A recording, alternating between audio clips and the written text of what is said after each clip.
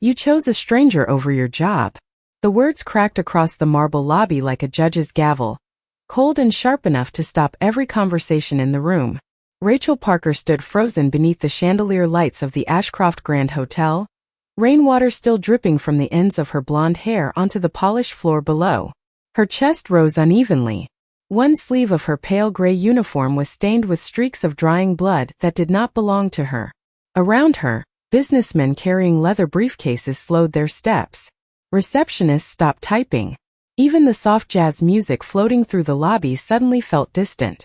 Denise Holloway, the hotel's operations manager, folded her arms tightly across her navy blazer. Her silver name badge gleamed beneath the lights like a medal earned in cruelty. 11 minutes late, she said flatly. Again, this company does not reward excuses. Rachel opened her mouth, but no words came out at first. Her throat burned from the freezing morning air outside. The city had been drowning in cold rain since dawn, turning downtown Chicago into a blur of headlights, umbrellas, and steaming sidewalks. She had run 6 blocks to get here after the ambulance finally arrived. 6 blocks in soaked sneakers that squished against the marble floor every time she shifted her weight. "Miss Holloway," Rachel whispered finally, trying to steady her voice.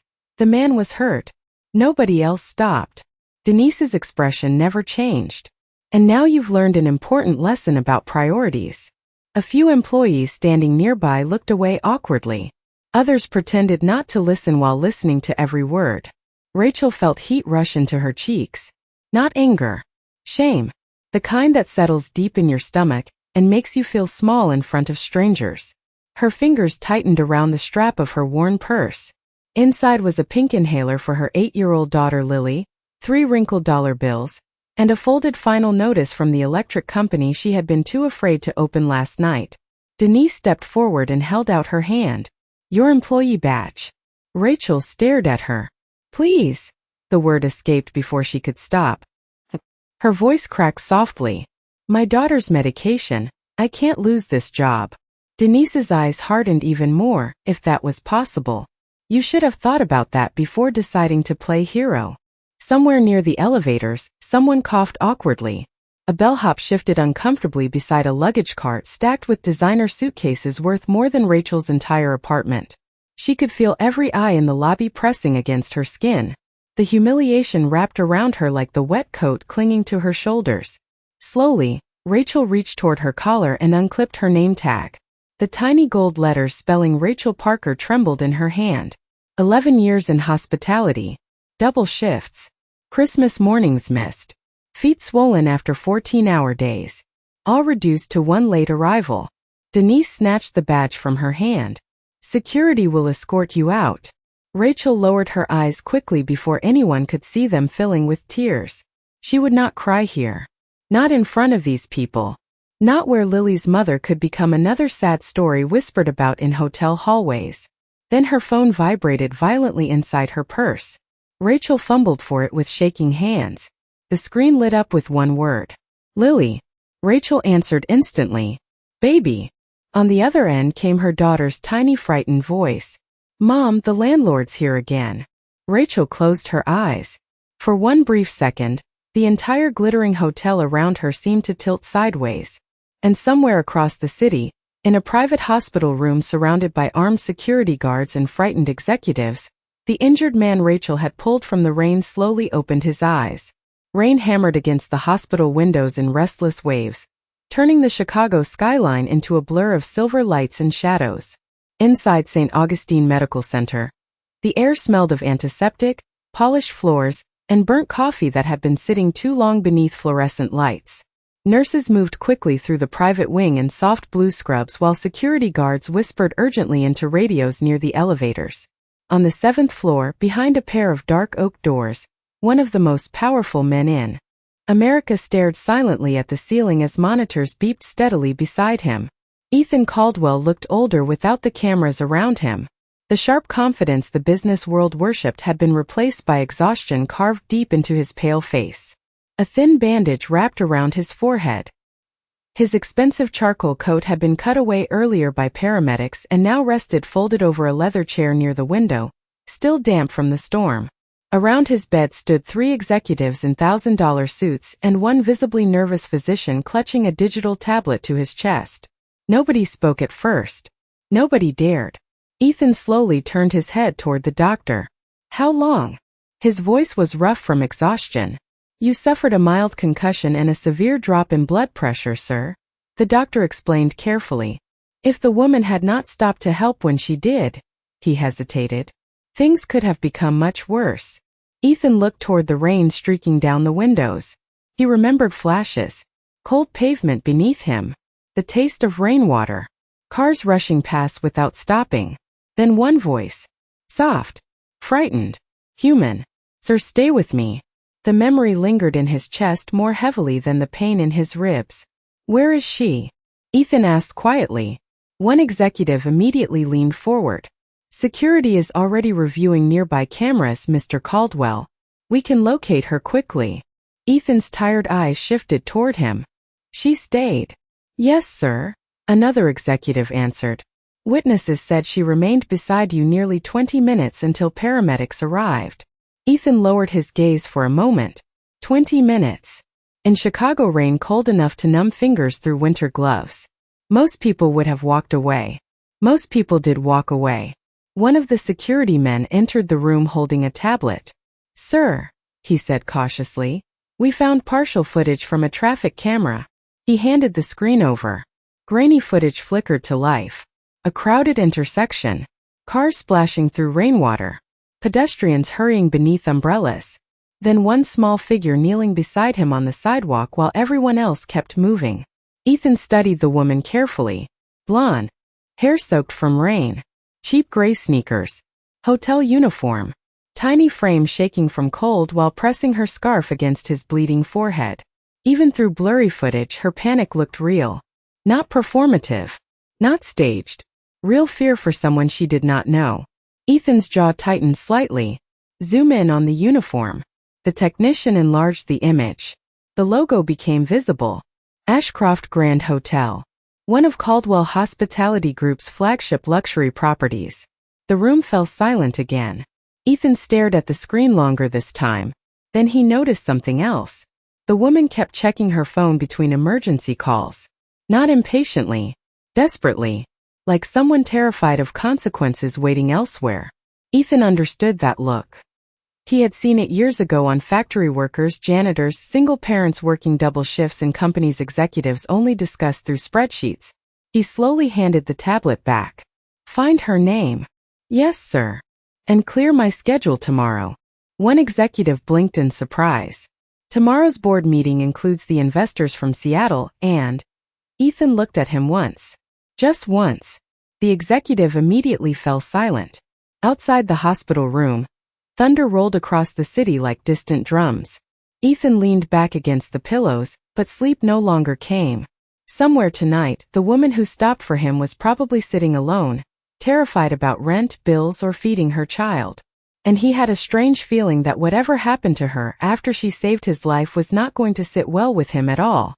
The apartment smelled faintly of canned soup, laundry detergent, and the cold wind slipping through old window frames that no amount of tape could fully seal. Rachel Parker stood quietly inside the tiny kitchen while rain tapped softly against the glass behind her. The overhead light flickered every few seconds with a tired electrical buzz that matched the ache building behind her eyes. Across the room, 8-year-old Lily sat cross-legged on the faded couch wrapped in a pink blanket too small to cover her growing legs. An old cartoon played silently on television because Rachel had muted it the moment they walked through the door. The landlord had finally left an hour earlier after another warning neither of them could afford to ignore. Rachel loosened her soaked ponytail slowly, exhaustion dragging at every movement. Her body felt heavy in a way sleep could not fix. The day kept replaying inside her head in broken pieces. Denise's cold stare. The sound of her employee badge unclipping. The way strangers avoided eye contact while she begged to keep her job. She moved toward the kitchen counter and emptied her purse carefully. 3 crumpled dollars. A bus pass. Lily's inhaler. Then the folded termination notice from the hotel. Rachel stared at it for a long moment before finally setting it face down beneath a stack of unpaid utility bills. Lily watched her quietly from the couch. Children noticed everything even when adults pretended otherwise. Are we in trouble? Lily asked softly. Rachel forced herself to smile immediately. The kind mothers learn to create even when their hearts are falling apart. No, baby, she said gently. We are just having a hard week. Lily lowered her eyes toward the blanket in her lap. Was your boss mean again? Rachel hesitated. Then she sat beside her daughter and brushed a strand of blonde hair behind Lily's ear. Some people forget that other people are human when they get too busy, she answered quietly. Lily thought about that with the serious expression children wear when trying to understand the adult world too early. You still helped the man though. Rachel looked away for a second. Through the apartment window, downtown Chicago shimmered in distant gold lights beneath the rain clouds. Somewhere out there, the stranger she had helped was probably surrounded by warm blankets, doctors, and people who loved him. She hoped he was alive. She hoped stopping had mattered. Yes, Rachel whispered finally. I did. Lily leaned her head against her mother's shoulder. Daddy would have stopped too. The words landed softly, but they still knocked the air from Rachel's chest. For a moment she closed her eyes. She could still remember the phone call from 5 years ago. The icy highway. The stranger who told her another driver had kept going. Instead of calling for help immediately. Sometimes grief did not leave. It simply changed shape and followed you quietly through life. Rachel swallowed hard before standing again. Come on, she said softly. Let us make dinner. Dinner turned out to be tomato soup stretched with extra water, and 2 grilled cheese sandwiches cut carefully into smaller halves so Lily would not notice Rachel pretending she was not hungry. The radiator hissed weakly beside them while wind rattled somewhere deep in the building walls. Then suddenly Rachel's phone buzzed across the counter. Unknown number. Rachel frowned slightly before answering. Hello. A calm professional voice spoke immediately. Miss Parker. Rachel straightened unconsciously. Yes. This is Daniel Reeves from St. Augustine Medical Center. The patient you assisted this morning is awake. Rachel felt her stomach tighten instantly. Is he okay? Yes, ma'am, the man answered politely. And he is asking to speak with you personally. Rachel looked toward Lily sitting quietly at the tiny kitchen table coloring stars onto scrap paper beneath the flickering light. Outside, thunder rolled faintly over the city again. And for the first time since losing her job that morning, something inside Rachel shifted ever so slightly away from despair. The hospital lobby glowed with soft amber light and polished stone so clean it reflected the movement of every passing nurse and visitor like water. Rachel stepped carefully through the revolving glass doors just after 9 o'clock, clutching the sleeves of her old beige coat tightly around herself. Her sneakers were still damp from the rain outside, leaving faint marks across the marble floor as she walked. Beside her, Lily held her hand quietly, her tiny fingers cold despite the knitted gloves Rachel had bought 2 winters ago from a clearance bin at a pharmacy downtown. Everything inside St. Augustine Medical Center felt expensive in a way Rachel could never fully explain. The flowers at the reception desk were fresh lilies instead of plastic arrangements. The air smelled faintly of lemon polish and warm bread from a cafe near the elevators. Even the silence sounded different here. Softer. Controlled. A receptionist in navy scrubs looked up and smiled politely. Miss Parker. Rachel nodded nervously. Yes. Mr. Caldwell is expecting you. Rachel blinked once. Caldwell. The receptionist's expression shifted almost imperceptibly, as though surprised Rachel did not recognize the name immediately. Ethan Caldwell. Rachel's stomach tightened. Even Lily looked up suddenly. Everyone in Chicago knew the Caldwell name. Hotels. Real estate. Tech investments. His company logo sat on buildings tall enough to disappear into clouds. Rachel had cleaned conference rooms filled with executives discussing him like he was something larger than human. The receptionist gestured politely toward a private elevator guarded by 2 men in dark suits. Right this way. Rachel instinctively looked down at her worn coat and faded jeans. She suddenly felt painfully aware of everything about herself. The frayed edges of her purse strap. The tiny hole near the cuff of Lily's sweater. The exhaustion beneath her eyes she had tried covering with cheap drugstore makeup before leaving home. One of the security guards pressed the elevator button silently. Neither man smiled. The ride upward felt endless. Lily squeezed Rachel's hand tighter as the numbers climbed. 7, 8, 9. When the elevator doors finally opened, the hallway beyond looked less like a hospital and more like a luxury hotel suite. Soft carpets swallowed footsteps. Paintings lined the walls beneath golden lights. Outside enormous windows, Chicago shimmered beneath rain clouds and distant traffic. Daniel Reeves waited near the doorway of a private room, holding a tablet against his chest. He offered Rachel a surprisingly warm smile. "Miss Parker, thank you for coming." Rachel nodded awkwardly. "How is he?" "Recovering well," Daniel answered. "Mostly thanks to you." Rachel lowered her eyes immediately, uncomfortable with praise. "I just called for help." Daniel studied her for a second. He seemed like a man used to wealthy people who spoke loudly about their own importance. Rachel's quietness unsettled him in a different way. "Most people kept walking," he said softly. Before Rachel could answer, the door behind him opened slowly. Ethan Caldwell stood near the window in a dark charcoal sweater instead of the tailored suits Rachel had expected. Without cameras or magazine covers around him, he looked older, tired, human. The bandage near his temple was still visible beneath silver streaks of hair. For a moment nobody spoke. Ethan's eyes settled first on Rachel, then on Lily standing quietly beside her.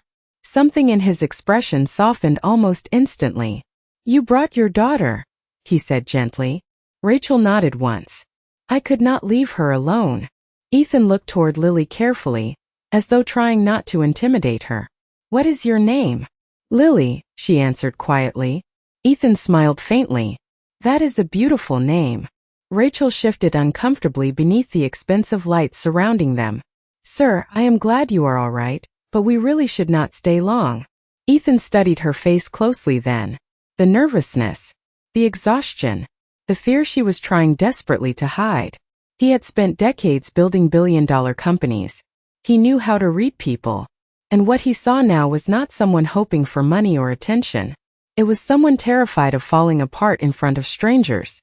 Ethan's voice lowered slightly. "Miss Parker," he said carefully, "did my company fire you today because you stopped to help me?" Rachel felt the question settle over the room like sudden winter air. For a moment she forgot about the expensive carpets beneath her feet and the city glowing beyond the windows. She only heard Ethan Caldwell's voice repeating softly in her head. "Did my company fire you today because you stopped to help me?" Lily looked up at her mother anxiously, her small fingers tightening around the sleeve of Rachel's coat. Rachel swallowed hard before answering. "Yes." The single word came out almost as a whisper. Ethan's expression did not change immediately, but something colder appeared behind his eyes. Not anger exploding outward. Something quieter. More dangerous. The kind of disappointment powerful people rarely showed in public. Daniel Reeves shifted uneasily beside the door while one of the security men lowered his gaze toward the floor. Rachel noticed the silence growing heavy around them and instantly regretted answering honestly. "It is not your fault," she added quickly. "The hotel has rules. I was late." Ethan studied her carefully. "How late?" Rachel hesitated. 11 minutes. The room became completely still. Somewhere down the hallway, a cart rattled faintly across polished floors before disappearing again into silence. Ethan slowly walked toward the leather chair near the window and rested one hand against it, as though gathering his thoughts carefully before speaking again. "You stayed beside a stranger in freezing rain while people walked past him," he said quietly. "You called emergency services. You kept him conscious until paramedics arrived." His eyes lifted back toward hers. "And for that, my company took away your livelihood over 11 minutes. Rachel lowered her gaze immediately. Shame had taught her to make herself smaller during moments like this. "Please do not fire anyone because of me," she said softly. Ethan blinked once, visibly surprised. "You are asking me to protect the people who fired you?" Rachel looked toward Lily before answering. "People are struggling everywhere right now. Maybe my manager was having a bad day." Daniel Reeves stared at her openly now, unable to hide his disbelief. He had spent years inside corporate boardrooms where people fought viciously over bonuses large enough to buy homes. Yet here stood a woman who had just lost everything and still refused to seek revenge. Ethan seemed to notice the same thing. He walked slowly back toward the hospital bed and sat down carefully, the exhaustion in his face suddenly more visible beneath the soft lighting. "What happens now?" he asked gently. Rachel forced another tired smile that barely held together. "I will find another job." Ethan's eyes narrowed slightly. "In this economy?" Rachel tried to answer confidently, but her voice cracked instead. "I have done hard things before." Lily looked between the two adults quietly before speaking in the innocent honesty only children possess. "Mom skipped dinner last night so I could eat more." Rachel's face immediately flushed with embarrassment. "Lily, and our lights almost got turned off," Lily continued softly. "But Mommy said not to worry because she always fixes things." The room fell silent again. Rachel closed her eyes briefly, humiliation washing over her like heat beneath her skin. She hated this. Hated feeling exposed beneath the gaze of strangers wearing suits worth more than her yearly rent. Ethan looked toward Lily carefully. "Your mother sounds very brave." Lily nodded immediately. "She is." Something shifted visibly in Ethan then. A memory perhaps. Or guilt. Maybe both. He looked out toward the rain-covered skyline for several long seconds before finally speaking again. His voice quieter now. "When I was 10 years old, my mother worked double shifts cleaning office buildings after my father died." Rachel looked up slowly. Ethan gave a faint humorless smile. People ignored her too. Daniel Reeves looked genuinely startled. He had worked beside Ethan Caldwell for nearly 12 years, and had never once heard him speak publicly about his childhood. Ethan rested his hands together thoughtfully. "Tomorrow morning," he said calmly, "I am visiting the Ashcroft Grand personally." Rachel's eyes widened instantly. "Please, you do not have to do that." Ethan turned toward her fully now, and for the first time since entering the room, Rachel understood why entire industries feared this man. His voice remained calm, controlled, but absolute. "Miss Parker," he said quietly, "a company that punishes compassion is already failing. It just does not know it yet." Morning arrived over Chicago wrapped in steel gray clouds and